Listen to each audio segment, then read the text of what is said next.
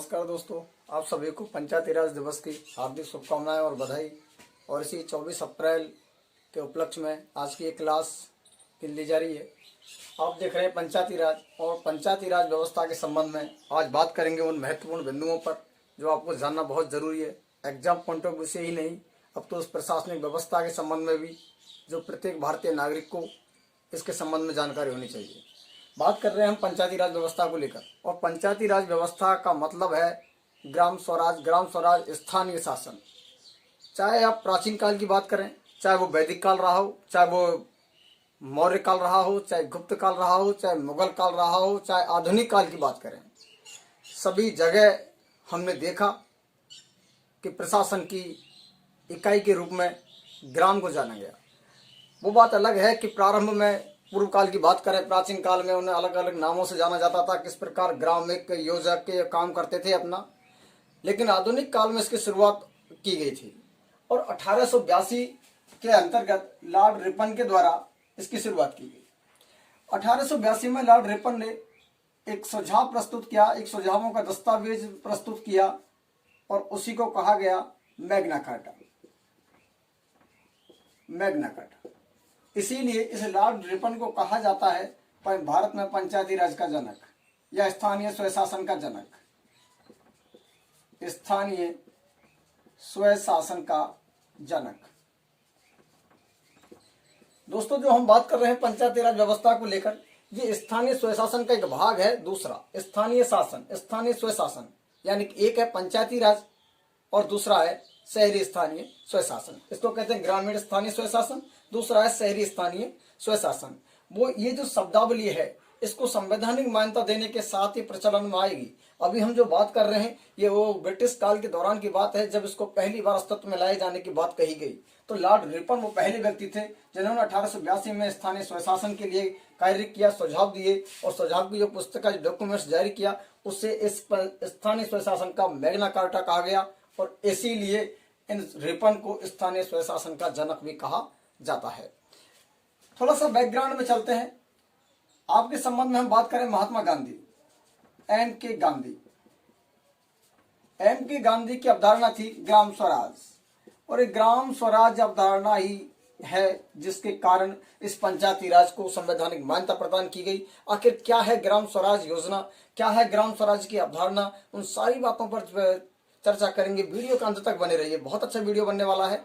आप लोगों के एग्जाम पॉइंट ऑफ व्यू से सारी डिटेल्स कवर करेंगे इस वीडियो में, बस अंत तक वीडियो के साथ बने रहिए।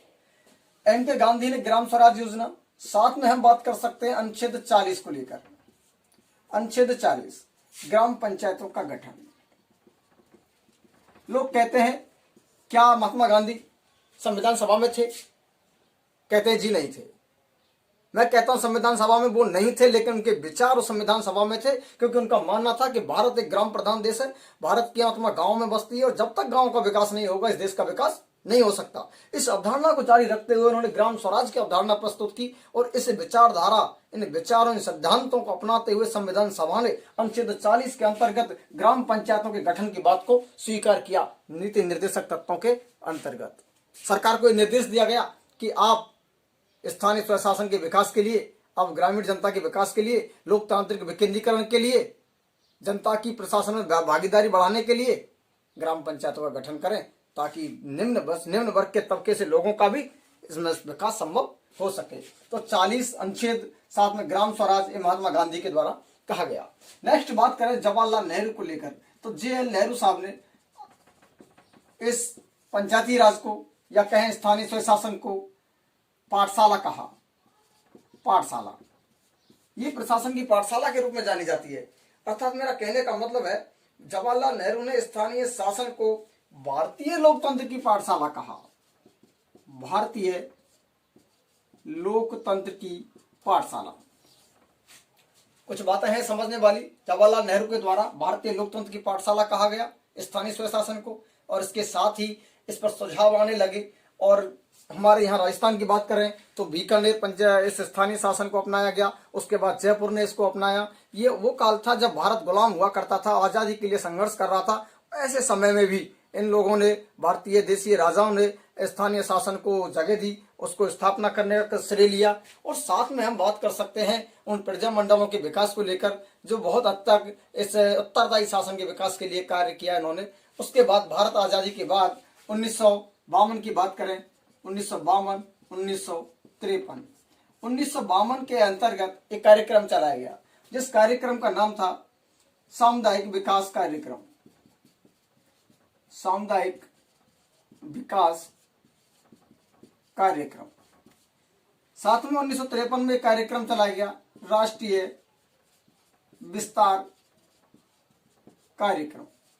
इन दो कार्यक्रम के माध्यम से सरकार के द्वारा समुदाय के विकास, समाज का विकास, निम्न वर्ग के लोगों के विकास के संबंध में कार्यक्रम चलाए गए।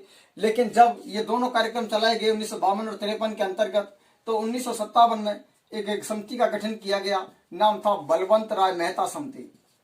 बलवंत राय मेहता समिति।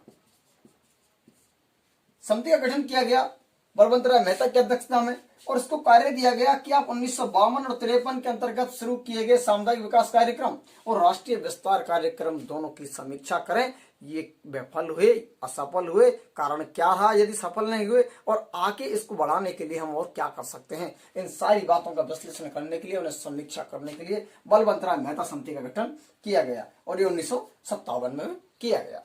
रिपोर्ट आई बलवंत राय मेहता के संबंध में समझ लीजिए। एक बलवंत सिंह मेहता है और एक बलवंत राय मेहता है। ये बलवंत सिंह मेहता का संबंध गुजरात से है, जबकि बलवंत सिंह मेहता का संबंध राजस्थान से है। बलवंत राय मेहता गुजरात और बलवंत सिंह मेहता राजस्थान से संबंध है। बाद में राय गुजरात के मुख्यमंत्री भी रहे थे। खैर कोई बात नहीं। 57 में बलवंत राय मेहता ने समिति जो बनी थी इसकी अध्यक्षता में इसने अपनी रिपोर्ट प्रस्तुत करी और रिपोर्ट के अंतर्गत माना कि दोनों कार्यक्रम पूरी तरीके से विफल रहे हैं। इन्होंने जो सफलता अर्जित करनी थी वो नहीं कर पाए हैं। आगे इन्होंने सुझाव दिया कि यदि हमें लोकतांत्रिक विकेंद्रीकरण करना है, यदि हमें जनता का विकास करना है, यदि हमें आम नागरिक को या जन सहभागिता बढ़ानी है प्रशासन के अंतर्गत, लोकतंत्र के अंतर्गत, तो आप एक सुझाव दिया उन्होंने और सुझाव के अंतर्गत बताया कि आप पंचायती राज को त्रिस्तरीय व्यवस्था में बांट दीजिए। पंचायती राज को तीन स्तरीय पंचायती राज व्यवस्था अपनाए जाने का सुझाव दिया।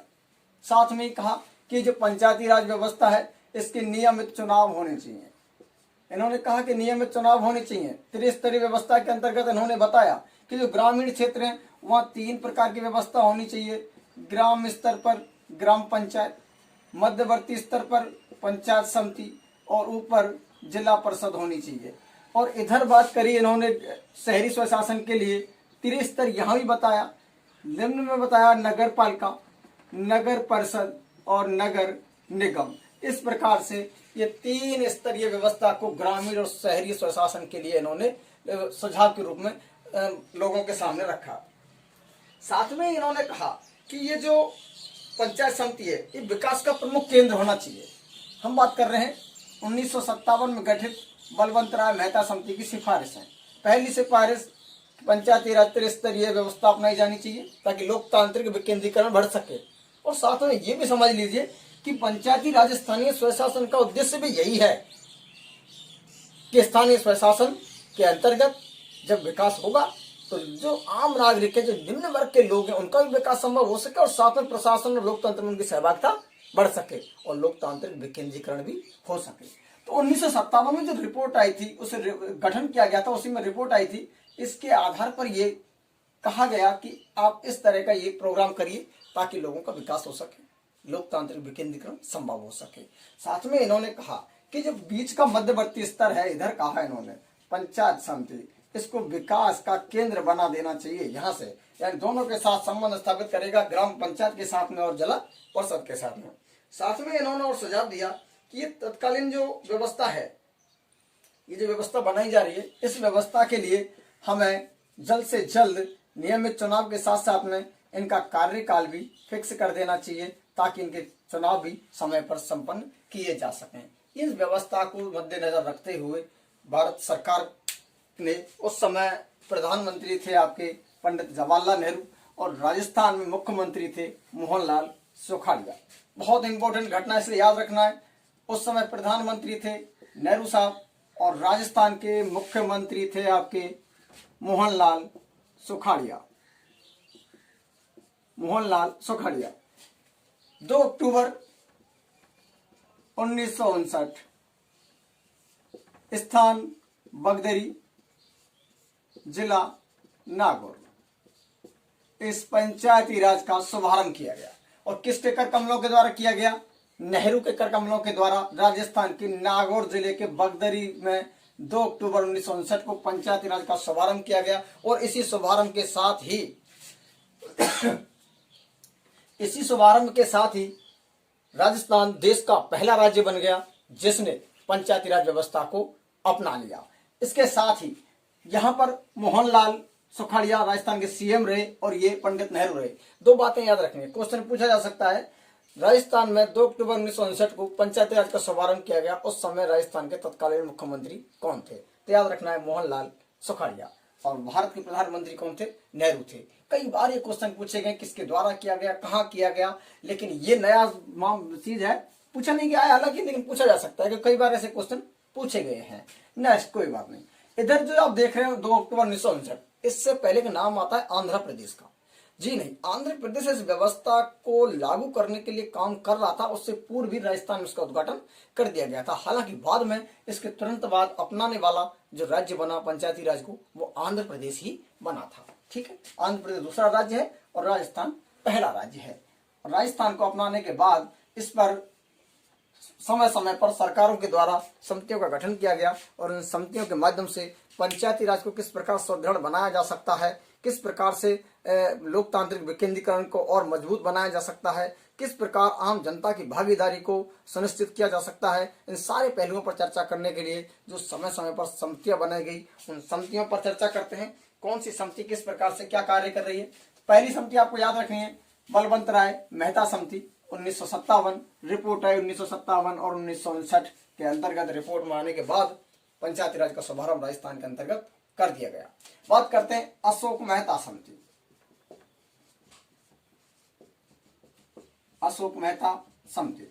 अशोक मेहता समिति का गठन 1977 में किया गया। अशोक मेहता समिति के गठन के साथ में 2-3 बात याद रखनी। पहला तो ये कि जनता पार्टी की सरकार के द्वारा किया गया। जनता पार्टी की सरकार, प्रधानमंत्री थे उस समय आपके मोरारजी देसाई। मोरारजी देसाई साहब उस समय प्रधानमंत्री थे। ये पहले गैर कांग्रेसी प्रधानमंत्री हैं। 1975 में लगाए गए आंतरिक अशांति के आधार पर आपातकाल के बाद देश की जनता में जो रोष व्याप्त हुआ, उसका परिणाम हुआ कि कांग्रेस की सरकार चली गई और भारत के अंतर्गत पहली गैर कांग्रेसी सरकार आई। और गैर कांग्रेसी सरकार आने के साथ ही पहले गैर कांग्रेसी प्रधानमंत्री बनाए गए मोरारजी देसाई। जनता पार्टी के द्वारा 1977 में इसका गठन किया गया। अशोक मेहता समिति ने पंचायती राज को सुदृढ़ बनाने के लिए उस व्यवस्था को आगे किस प्रकार बढ़ाया जा सकता है, सुधार किए जा सकते हैं, सुझाव दिए। क्या सुझाव दिए? सबसे पहला सुझाव इनका ये रहा कि इस पंचायती राज व्यवस्था को द्विस्तरीय बना दिया जाए। द्विस्तरीय बना दिया जाए, यानी पंचायती राज व्यवस्था त्रिस्तरीय नहीं होनी चाहिए। कितने स्तरीय होनी चाहिए? 2 स्तरीय होनी चाहिए। 2 स्तर वो कौन से होंगे? एक तो बताया इन्होंने, जिला परिषद होगी और दूसरा होंगे मंडल पंचायत। मंडल पंचायत। इस प्रकार से 2 स्तरीय व्यवस्था का प्रावधान किया गया अशोक मेहता समिति के अनुसार। साथ ही यहाँ पर इस मंडल पंचायत के लिए कहा गया कि उसमें ग्रामों को शामिल किया जाएगा जिनकी जनसंख्या 15 से 20,000 होगी। मंडल पंचायत के अंतर्गत उन ग्राम समूह को शामिल किया जाना चाहिए। ये पहली सिफारिश की अशोक मेहता ने। दूसरी सिफारिश उन्होंने की कि जो चुनाव होने हैं इनको राजनीतिक दल के साथ संबंधित किया जाना चाहिए।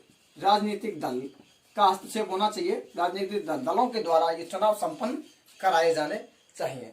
साथ में इन्होंने कहा कि ये जो पंचायती राज व्यवस्था है, यदि हम इसको और सुदृढ़ बनाना चाहते हैं तो हमें सारी शक्तियां हैं वो किसको दे देनी चाहिए? हमें सारी शक्तियों का केंद्र जिला परिषद को बना देना चाहिए।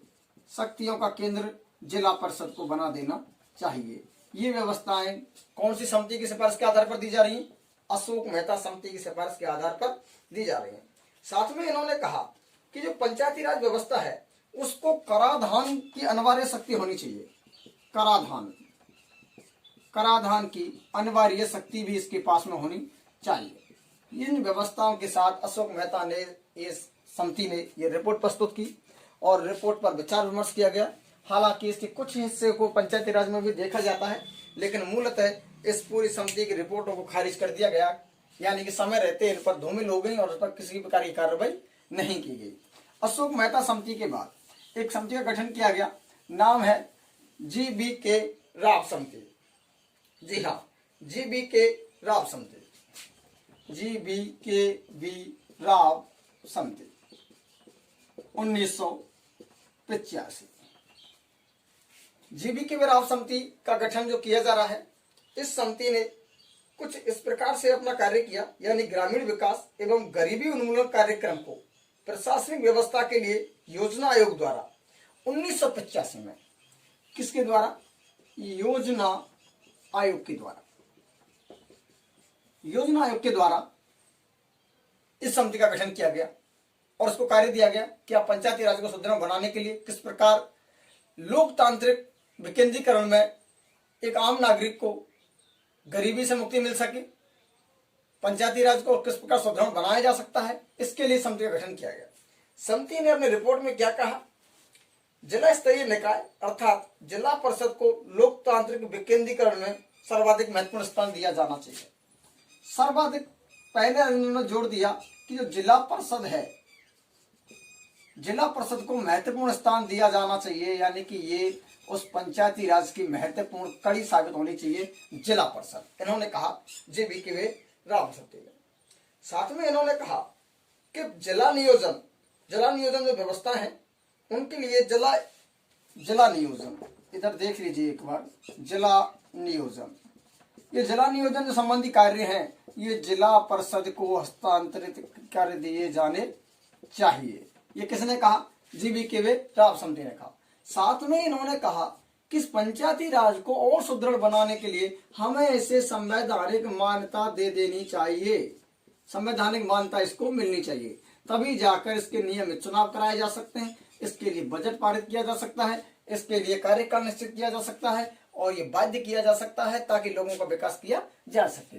तो संवैधानिक विकास की बात की, संवैधानिक मान्यता की बात कही, जिला नियोजन के माध्यम से जिला परिषद को हस्तांतरित करने की बात कही गई और साथ में जिला परिषद को महत्वपूर्ण स्थान दिए जाने की भी इन्होंने बात कही। ये थी आपकी GBK राव समिति। दूसरी समिति के रूप में बात करें तो बाद में आई LM सिंघवी समिति। LM सिंघवी समिति, इनका संबंध राजस्थान के जोधपुर से है। प्रसिद्ध वकील, कानूनवेत्ता के रूप में इन्हें जाना जाता है, लक्ष्मीमल सिंघवी। लक्ष्मीमल सिंघवी समिति का गठन 1986-87 में किया गया और LM सिंघवी समिति ने सबसे पहले अपनी सिफारिशों के रूप में कहा कि आपको सर्वप्रथम यदि पंचायती राज का विकास करना है और पंचायती राज को सुदृढ़ बनाना है तो इसको संवैधानिक मान्यता दी जानी चाहिए। संवैधानिक मान्यता, आप सोच रहे होंगे मैं बार बार संवैधानिक मान्यता की बात कर रहा हूं, इधर संवैधानिक मात्रा में नाम लिया और इधर भी संवैधानिक मान्यता का नाम ले रहा हूं, लेकिन सर जो क्वेश्चन आता है ना वो पूछा जाता है किस समिति की सिफारिश के आधार पर, किस समिति की सिफारिश के आधार पर पंचायती राज को संवैधानिक मान्यता प्रदान की गई। तो वहां आपको यह याद नहीं रखना है किस किसने कहा, आपको याद रखना है कि सरकार ने किस समिति की रिपोर्ट सुझाव को मानते हुए इस पंचायती राज को संवैधानिक मान्यता प्रदान की थी। हालांकि इसको छोड़ दीजिए, थोड़ा सा आप अभी चर्चा करेंगे। इससे पूर्व यदि बात करें यही 1986-87 के अंतर्गत आगे जाकर तो 1989 के अंतर्गत दो संविधान संशोधन पारित किए गए, एक 64वां संविधान संशोधन और दूसरा 65वां संविधान संशोधन। इन दोनों संशोधनों को पारित किया गया स्थानीय स्वशासन को संवैधानिक मान्यता प्रदान करने के लिए। और वो समिति कौन सी थी? वो समिति यही थी LM सिंघवी समिति, जिसका गठन 1986-87 में किया जा रहा है, क्योंकि इन्होंने संवैधानिक मान्यता देने की बात कही थी। भारत में पंचायती राज का जनक बलवंत राय मेहता को कहा जाता है। आधुनिक, अभी जब बात करते हैं आजादी के बाद की, और यदि बात करें आपके भारत के अंतर्गत स्थानीय स्वशासन का जनक किसे कहा जाता है तो लॉर्ड रिपन का नाम लिया जाता है। और जब यहाँ बात करते हैं कि पंचायती राज का उद्घाटन करता, पंचायती राज का उद्धारक किसे कहा जाता है तो आप नाम लेते हैं राजीव गांधी सरकार। तो राजीव गांधी सरकार थी जिन्होंने पहले इसके बारे में संवैधानिक मान्यता प्रदान करने के लिए कानून बनाए, कानून बनाने के लिए कार्य किया हालांकि वो बात अलग है कि 64वां 65वां संविधान संशोधन विधेयक दोनों लोकसभा में पारित होने के बाद राज्यसभा में पारित ना हो सके और सरकार का विघटन हो गया, यानी लोकसभा भंग हो गई और इसके साथ ही दोनों के दोनों संविधान संशोधन विधेयक भी समाप्त हो गए थे। नेक्स्ट 1986 में जो एल.एम. सिंघवी समिति आई, इन्होंने कहा कि भारत के संविधान में संवैधानिक मान्यता देने के लिए एक संविधान में नया भाग जोड़ा जाना चाहिए, एक भाग जोड़ा जाना चाहिए, ये कहा इन्होंने। संवैधानिक मान्यता दीजिए, इसमें एक नया भाग जोड़िए। और भाग जोड़ने के साथ इन्होंने कहा कि जो ग्राम सभा की महत्ता है, ये प्रत्यक्ष लोकतंत्र की मूर्ति है। ग्राम सभा, ग्राम सभा, एक ग्राम सभा पर जोर देते हुए इन्होंने कहा कि ये प्रत्यक्ष लोकतंत्र की मूर्ति है, अर्थात इसका भी गठन किया जाना चाहिए और इसको और सबल बनाने के लिए कार्य करना किया जाना चाहिए। इस प्रकार से हम कह सकते हैं जो हमारा रोल मॉडल अभी दिखाई देता है वो लगभग एल.एम. सिंघवी समिति की रिपोर्टों से मिलता जुलता दिखाई देता है। इस प्रकार से एट लीस्ट राजीव गांधी सरकार के द्वारा ये जो फैसले लिए गए, ये संविधान संशोधन लाए गए, ये समाप्त हो जाते हैं लोकसभा के विघटन होने के साथ ही, और एट लीस्ट पूरी तरीके से ये चैप्टर यहाँ समाप्त हो जाता है। लेकिन जैसे ही 1991 के अंतर्गत ये भी नरसिम्हा राव की सरकार आती है, तो सरकार के आते ही नरसिम्हा राव सरकार के द्वारा प्रधानमंत्री काल में एक बार फिर ये संविधान संशोधन विधेयक लाया गया। एक का नाम दिया गया 73वां संविधान संशोधन और दूसरा का नाम दिया गया 74वां संविधान संशोधन विधेयक 1992। दोनों के लिए नाम दिया गया 73वां संविधान संशोधन विधेयक 1992 और 74वां संविधान संशोधन विधेयक 1992। ये जो आपके संबंध में ये बात चल रही है पंचायती राज के संबंध में 1991 में, तो नाम आ रहा है आपके सामने नरसिम्हा राव। तो नरसिम्हा राव को याद रखना है। साथ में राष्ट्रपति की यदि बात करें तो शंकर दयाल शर्मा का नाम याद रखना है। मैं बार बार जोर दे रहा हूं इस बात पर कि हम जब भी बात करते हैं इसको लेकर कि कब कौन सा प्रारूप तैयार किया गया और कब किसको लागू किया गया, तो उस समय हमें दो बातों पर गौर करना है। पहला तो यह कि उस समय राष्ट्रपति कौन है, प्रधानमंत्री कौन है, राजस्थान के संबंध में भी बात करें तो वहां कौन है। तो हम देख रहे हैं कि उस समय प्रधानमंत्री कौन थे, नरसिम्हा राव, मैं नाम ले ही रहा हूं, नरसिम्हा राव सरकार के द्वारा। और राष्ट्रपति की बात करें तो शंकर दयाल शर्मा थे उस समय राष्ट्रपति जब ये विधेयक लाए गए। तो चर्चा करते हैं 73वां संविधान संशोधन और 74वां संविधान संशोधन। 73वां संविधान संशोधन विधेयक और 74वां संविधान संशोधन विधेयक दोनों के दोनों 1992 अधिनियम के नाम से विधेयक के नाम से लाए गए और इन दोनों अधिनियम्स को विधेयक को एट लीस्ट 1992 में ही पारित कर दिया गया, यानी कि 22 दिसंबर 1992 को लोकसभा के द्वारा, 23 दिसंबर 1992 को राज्यसभा के द्वारा और एट लीस्ट इसे राष्ट्रपति ने 20 अप्रैल को अनुमति प्रदान कर दी और 24 अप्रैल 1993 से ये संपूर्ण भारत में लागू कर दिया गया। हालांकि 74वां संविधान संशोधन विधेयक जो अधिनियम बना, इसको लागू किया गया वो 1 जून 1993 को किया गया। यह है 73वां संविधान संशोधन और 74वां संविधान संशोधन विधेयक, जिसे अधिनियम का नाम दिया गया। अब दोनों बात याद रखनी है। यदि वो बात करें कि 73वां संविधान संशोधन विधेयक कौन सा कब लाया गया, तो आप बात करोगे 1992 में लाया गया। लेकिन बात करें कि लागू कब किया गया, तो 1993 में लागू किया। लागू कब हुआ, 24 अप्रैल 1993 को। और इसीलिए इसी उपलक्ष्य में क्या मनाया जाता है, पंचायती राज दिवस इसी 24 अप्रैल को मनाया जाता है। खैर, यहीं पर बात करें राजस्थान को लेकर, तो राजस्थान ने 23 अप्रैल 1994 को इस पंचायती राज को एक नए प्रारूप के साथ राजस्थान में अपनाया, राजस्थान में लागू इसने कर दिया। तो राजस्थान पंचायती राज अधिनियम 1994 के रूप में जाना जाता है, जो 23 अप्रैल से प्रभावी है। यह है 73वां और 74वां। इनके अंतर्गत क्या प्रावधान किए गए उन पर बात करते हैं। 73वें में क्या हुआ और 74वें में क्या हुआ, संविधान में क्या परिवर्तन किया गया। तो एक 73वां और दूसरा 74वां। पहली बात, इसके अंतर्गत भाग 9 नया भाग जोड़ा गया, भाग 9। 74वें संविधान संशोधन अधिनियम के द्वारा एक नया भाग जोड़ा गया, भाग का नाम दिया गया नौका।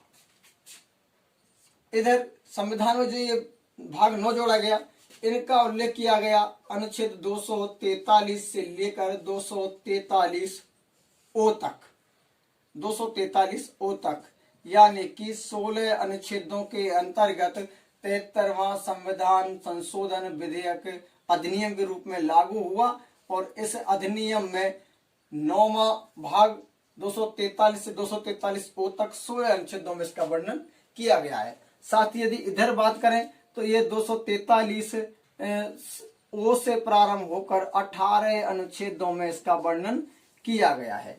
यहाँ पर इसके लिए जोड़ा गई 11वीं अनुसूची, 11वीं अनुसूची जोड़ी गई। इसके अंतर्गत जोड़ी गई 12वीं अनुसूची। इस 11वीं अनुसूची में 29 विषयों को शामिल किया गया, यानी कितने विषयों का उल्लेख किया गया? 29 विषयों का उल्लेख किया गया। और यदि बात करें हम यहीं पर के जो आपका शहरी निकाय है, इसके लिए कितने जोड़ा गया, तो इसमें बात करेंगे आप 18 इसमें काम विषयों को इसमें स्थान दिया गया। तो ये आपका 73वां और 74वां संविधान संशोधन विधेयक। अब बात करते हैं आगे 73वें संविधान संशोधन को लेकर क्या क्या इसमें प्रावधान किए गए हैं। ये तो थी इसकी संवैधानिक स्थिति। भाग 9 में 243 से 243 ओ तक कितने अनुच्छेद? 16। अनुसूची कौन सी जोड़ी गई? 11। कितने विषय दिए गए? 29 विषय। अब बात करेंगे 73वें संविधान संशोधन में आखिर क्या क्या बातें हैं। पहली बात, 243 के अंतर्गत एक नाम दिया गया है भाग 9। भाग 9 के अंतर्गत 243 और इसमें शीर्षक है पंचायतें। शीर्षक का नाम क्या है? पंचायतें। और 243 के अंतर्गत परिभाषा और बाद में 243 का में बात कही गई है, यानी एक कह सकते हैं ए के अंतर्गत ग्राम सभा की बात कही गई है। ग्राम सभा, ग्राम सभा के साथ में यहीं पर चर्चा की गई है पंचायतों का संविधान। संविधान क्या होगा? बी के अंतर्गत पंचायतों का संविधान किस प्रकार से काम करेगी पंचायत। सी के अंतर्गत संरचना का उल्लेख किया गया है। संरचना यानी कि जो पंचायती राज है उसकी संरचना क्या होगी? संरचना होगी त्रिस्तरीय। बिल्कुल, जो बलवंत राय मेहता समिति ने रिपोर्ट के आधार पर दी थी, उसी को मद्देनजर रखते हुए ये बात कही गई। पहला तो वही ग्राम पंचायत, दूसरा पंचायत समिति और तीसरा जिला परिषद। ग्राम पंचायत का प्रमुख कहलाता है सरपंच, पंचायत समिति का प्रमुख कहलाता है प्रधान और जिला परिषद का प्रमुख कहलाता है जिला प्रमुख। ये शीर्ष निकाय है और ये इसकी इकाई है और इसको कहते हैं मध्यवर्ती स्तर। ये भी कई बार पूछे जा चुके हैं, शीर्ष संस्था कौन सी है, इकाई कौन सी है, मध्यवर्ती स्तर कौन सा है। ये प्रधान है, इधर सरपंच है। इसका कार्यकारी अधिकारी के रूप में काम करते हैं यहाँ पर ये होते हैं ग्राम सेवक। ग्राम सेवक यहाँ पर होते हैं बीडीओ, ब्लॉक डेवलपमेंट ऑफिसर, और यहाँ होते हैं सीईओ यानी कि मुख्य कार्यकारी अधिकारी। इस प्रकार से ये पूरा संरचना गठन किया गया। इस प्रकार से ये पंचायती राज व्यवस्था को आगे चलाना है। डी के अंतर्गत बात कही गई आरक्षण को लेकर। अभी बात कर रहे हैं आगे डी 243 डी। इसके अंतर्गत आरक्षण की बात कही गई है और यहाँ पर जो आरक्षण का प्रावधान है वो आरक्षण का प्रावधान समान है, यानी कि 1/3 आरक्षण की व्यवस्था की गई है SC ST और महिलाओं के लिए। साथ में आरक्षण के बाद बात करें 243 आई को लेकर, तो यहाँ पर राज्य वित्त आयोग का गठन किया गया है। राज्य वित्त आयोग का गठन किया गया है जो कि पंचायती राज व्यवस्थाओं को वित्तीय सुविधाएं मुहैया कराने के लिए, उनकी वित्तीय स्थिति को सुदृढ़ बनाने के लिए कार्य करता है। 243 के अंतर्गत राज्य निर्वाचन आयोग का प्रावधान किया गया है। राज्य निर्वाचन आयोग का कार्य होता है, देखिए ये दोनों है, राज्य वित्त आयोग और राज्य निर्वाचन आयोग। दोनों का जो गठन है, गठन किया जाता है वो राज्यपाल के द्वारा किया जाता है, यानी संबंधित राज्य के राज्यपाल के द्वारा राज्य वित्त आयोग और राज्य निर्वाचन आयोग का गठन प्रति 5 वर्ष बाद किया जाता है, 5 वर्ष के लिए। ठीक है। निर्वाचन आयोग, इसका कार्य होता है राज्य की नामावली तैयार करना, निर्वाचक नामावली, निर्वाचन जो क्षेत्र है उनकी नामावली तैयार करते हैं, यानी कि वयस्क जो वयस्क मत देने वाले मताधिकारी हैं, जो जनता है, उनकी सूची तैयार करने का काम करती है। साथ में पंचायती राज के चुनाव कराने का काम करती है। पंचायती राज के चुनाव कराने का काम कौन करता है? राज्य निर्वाचन आयोग करता है। इस प्रकार से ये 243 के अंतर्गत व्यवस्था की गई है। साथ में ही यहीं पर जो 243 जी है उसमें शक्तियों का उल्लेख किया गया है। 243 जी आपको याद रख सकते हैं। आई मुझे क्या चाहिए? वित्त चाहिए। आई माई मुझे। के क्या? निर्वाचन। के का निर्वाचन करना है तो के अंतर्गत निर्वाचन। आपको जो अक्षर दिए होंगे हिंदी में वो हिंदी वर्जन, दूसरी तरफ दिया होता है इंग्लिश वर्जन क्वेश्चन का, अदर दिया होता है हिंदी वर्जन। तो आप वहां देख सकते हैं, वहां आपको इस प्रकार से फॉन्ट मिलेंगे। आपको इस तरीके से याद करोगे तो याद हो जाएगा। हो सकता है आप हिंदी वाले जो अक्षर लिखे हुए हैं का खा गा गा डा डा ढा तक वो आप भूल जाए, लेकिन इससे याद कर सकते हैं। आई यानी कि वित्त आयोग, के यानी कि के किसका? के का निर्वाचन, और जी यानी कि पावर, जिसमें पावर होती है उसे जी लगाकर ही बोला जाता है, यानी कि शक्तियों का। कहते हैं ना, गरीब के लोग जमाने की भाभी और पैसा वाले की तो भैया रो वो भाभी माँ समान लगती है। इस प्रकार हम यहाँ भी कह सकते हैं कि जी याद रखने का तरीका है, बाकी कोई बात नहीं है। ये पावर और शक्तियों का उल्लेख किया गया है। इस शक्तियों का उल्लेख किया गया, यहाँ ये कहा गया है कि जो 11वीं अनुसूची, बहुत इंपॉर्टेंट बात है, ध्यान से सुनिए। 11वीं अनुसूची के अंतर्गत जो 29 विषय दिए गए हैं, उन 29 विषयों पर काम करने का अधिकार किसका रहेगा? उन पंचायती राज संस्थाओं का रहेगा। यानी कि 43 जी के अंतर्गत शक्तियों का उल्लेख नहीं किया गया है, बल्कि शक्तियों का किस प्रकार प्रयोग किया जाएगा इसका उल्लेख किया गया है। जबकि उन विषयों का उल्लेख कहां किया गया है? 11वीं अनुसूची में किया गया है। यहाँ कहा गया है कि 11वीं अनुसूची में उल्लेखित 29 विषयों पर काम करने का अधिकार किसका होगा? पंचायती राज संस्थाओं का होगा। इस प्रकार 243 जी के अंतर्गत इन शक्तियों का उल्लेख किया गया है कि किस प्रकार से इनका उपयोग किया जाएगा। यहीं पर कहा गया है 243 ओ में कि चुनावी मामलों में न्यायालयों के हस्तक्षेप को रोका जाएगा। ये अंतिम है इसका, और इसमें कहा गया है कि चुनावी मामलों में न्यायालय के हस्तक्षेप को रोका जाएगा। ठीक है, तो ये था आपका पंचायती राज व्यवस्था का अनुच्छेद 22 इसका विवरण। अब बात कर लेते हैं किस प्रकार कौन कहां क्या काम करता है इस व्यवस्था के अंतर्गत। तो जो आप देख रहे हैं सरपंच, प्रधान, जिला प्रमुख। सबसे पहली बात, यहां पर जो सदस्य होते हैं, एक उप सरपंच होता है, साथ में होते हैं वार्ड सदस्य, वार्ड मेंबर कहते हैं जिन्हें, वार्ड मेंबर होते हैं, उप सरपंच होते हैं और सरपंच होता है। ठीक है, उप सरपंच का चुनाव इनके द्वारा किया जाता है, जबकि सरपंच और वार्ड मेंबर दोनों प्रत्यक्ष रूप से निर्वाचित किए जाते हैं, जो कि वयस्क मताधिकार के आधार पर जनता के द्वारा सीधे चुने जाते हैं।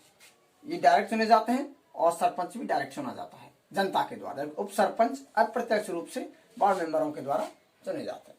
यहीं पर बात करें प्रधान को लेकर, तो जो पंचायत समिति के सदस्य हैं वो सदस्य चुने जाते हैं बिल्कुल प्रत्यक्ष रूप से, और जबकि प्रधान चुना जाता है अप्रत्यक्ष रूप से।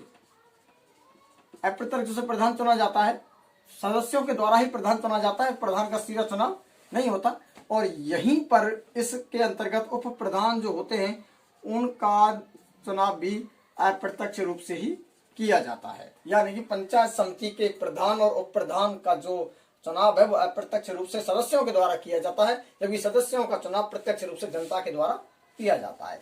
यही बात लागू होती है जिला प्रमुख को लेकर। जो जिला परिषद के सदस्य हैं उनका निर्वाचन प्रत्यक्ष रूप से किया जाता है, जबकि जिला प्रमुख और उप जिला प्रमुख का जो निर्वाचन है वो अप्रत्यक्ष रूप से सदस्यों के द्वारा ही किया जाता है। अब बात करते हैं इनके शपथ को लेकर। तो ये आप देख रहे हैं सरपंच, ये पीठासीन अधिकारी के समक्ष, पीठासीन अधिकारी उस समय का जो पीठासीन अधिकारी है उसके समक्ष शपथ लेते हैं। प्रधान लेते हैं इस एसडीओ के सामने शपथ, जबकि जिला प्रमुख लेते हैं सीईओ के सामने शपथ। तो यह है आपकी शपथ संबंधी बात करें इनके कार्यकाल को लेकर, तो समान रूप से कार्यकाल है इनका, कार्यकाल है 5 वर्ष का, 5 वर्ष का कार्यकाल है। यदि यही सरपंच की बात करें कार्यकाल को लेकर तो सभी पर लागू होता है, उसे देख लीजिए। पहले 2 वर्ष तक अविश्वास प्रस्ताव नहीं लाया जा सकता, यानी कि यदि कोई सरपंच ढंग से कार्य नहीं कर रहा है और वार्ड मेंबर्स को उस पर आपत्ति है तो 2 वर्ष से पहले उस पर अविश्वास प्रस्ताव नहीं लाया जाएगा। 2 वर्ष बाद लाया गया अविश्वास प्रस्ताव यदि खारिज हो जाता है तो आने वाले फिर 2 वर्ष तक यह नहीं लाया जाएगा। बाकी बचे 1 साल, और 1 साल के अंतिम 6 महीने में भी अविश्वास प्रस्ताव नहीं लाया जा सकता है। यदि किसी सरपंच की समय पूर्व 5 वर्ष पूर्व ही डेथ हो जाती है तो अगले 6 महीने के अंतर्गत चुनाव कराना जरूरी है या नहीं है। इस बात को आप इस प्रकार समझिए कि मान के चलिए एक कोई सरपंच है, इसकी मृत्यु हो गई, अब मृत्यु हो गई तो आने वाला जो समय पीरियड है बचा हुआ है उसके लिए सरपंच का चुनाव होगा और वो सरपंच उस अवधि तक रहेगा, उसके बाद दूसरा चुनाव किया जाएगा। ठीक है, यानी कि बचे हुई शेष अवधि के लिए ही सरपंच दोबारा निर्वाचित किया जाएगा, उसका कार्यकाल 5 वर्ष नहीं होगा। ठीक है, तो यह है इनके कार्यकाल को लेकर। उप सरपंच, वार्ड मेंबर और सरपंच अपना जो इस्तीफा है वो किसको देते हैं, किसको देते हैं, बीडीओ साहब को देते हैं। जबकि जो उप प्रधान है और सदस्य हैं वो अपना इस्तीफा किसको देते हैं, प्रधान को देते हैं। प्रधान अपना इस्तीफा और उप जिला प्रमुख और वो सदस्य किसको देते हैं, जिला प्रमुख को देते हैं। और जिला प्रमुख अपना इस्तीफा किसको देता है, संभागीय आयुक्त को देता है, संभागीय आयुक्त को देता है। इस प्रकार यह है आपका पंचायती राज टॉपिक। वीडियो थोड़ा लंबा हो गया होगा, लेकिन मेरी कोशिश रही है कि बहुत कम समय में मैं आपको अधिक से अधिक जानकारी दे सकूं, इसलिए स्पीड भी तेज रखी है। आप लोगों का प्यार और आशीर्वाद इसी तरीके से बनाए रखें तो मैं आप लोगों के लिए हमेशा नए नए कंटेंट्स लेकर प्रस्तुत होता रहूंगा। नमस्कार।